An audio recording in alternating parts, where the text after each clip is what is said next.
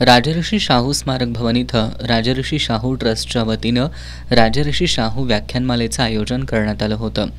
या व्याख्यानमालेत साताऱ्यातील छत्रपती शिवाजी कॉलेजमधील राज्यशास्त्र विभाग प्रमुख आणि राजकीय अभ्यासक डॉक्टर शिवाजी पाटील यांनी दुसरं पुष्प गुंफलं।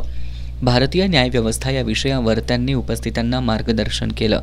जगातील अनेक देशात कशा पद्धतीनं न्याय मंडळांची वाताहत झाली आणि त्या ठिकाणची लोकशाही कशी संपुष्टात आली याची अनेक उदाहरणं त्यांनी दिली। महिला सबलीकरण ते अभिव्यक्ती स्वातंत्र्य मूल्य भारतीय न्यायव्यवस्थेनं जोपासल्यानं इथली लोकशाही टिकून राहिल्याचं त्यांनी सांगितलं। त्यामुळे भारतीय लोकशाही टिकवण्यात न्यायव्यवस्थेचं महत्त्वाचं योगदान असल्याचं त्यांनी सांगितलं। भारतीय न्यायव्यवस्था ही लोकाभिमुख आहे। घटना समितीनं न्यायमंडळाला महत्त्वाचं स्थान दिल्याचं डॉक्टर पाटील यांनी अधोरेखित केलं।